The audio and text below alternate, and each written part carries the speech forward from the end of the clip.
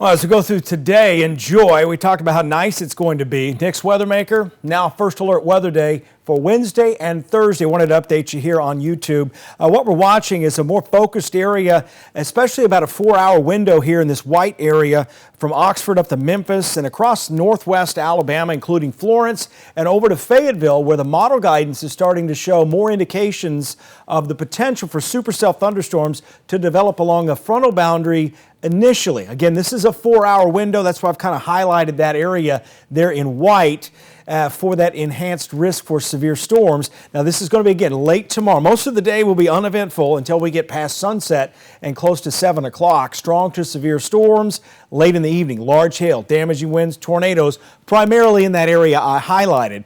But overnight, we get strong gusty winds that track to the southeast, and I'll show you that hour by hour in a second. But Thursday, really complicated right now, especially in the morning. Some of the model guidance really wants to keep the rain around for several hours in the morning, and that actually may be good news. That may push that boundary south and keep that initial round in the late morning hours from developing, but we'll have to really watch that closely. As we get late in the evening through the overnight and early Friday morning, that secondary round, it will come through. We just don't know how strong it's going to be yet. Right now, the main focus is going to be on tomorrow's threat because that's the first in line. As we get into Friday morning, the winds will shift to the northwest. Some flooding issues out there too. Quick hour by hour. Again, tomorrow will be a muggy, windy day at times. It'll be mostly cloudy, but those breaks in the clouds will allow temperatures to warm into the mid to upper 70s.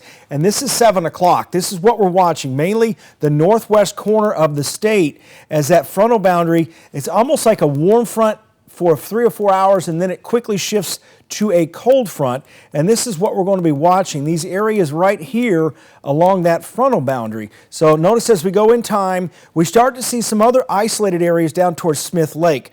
Probably may not happen here. More organization right along the state line into eastern Lauderdale County, northern Limestone County. And keep in mind, this is model guidance. It could be off by 20 miles or so either way. So in that case, this could shift around.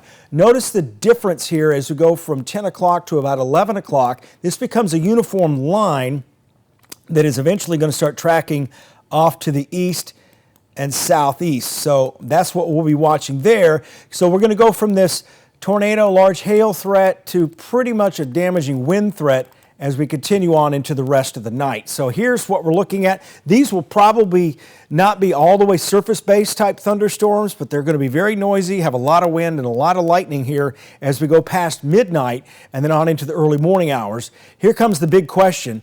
This model here, one of these short range, the graph model from IBM, it just continues to bring in the rain Thursday morning. So again, keep checking back for those updates. I'll have more information at 4, 5, and 6. And then again at 10 with the new model run.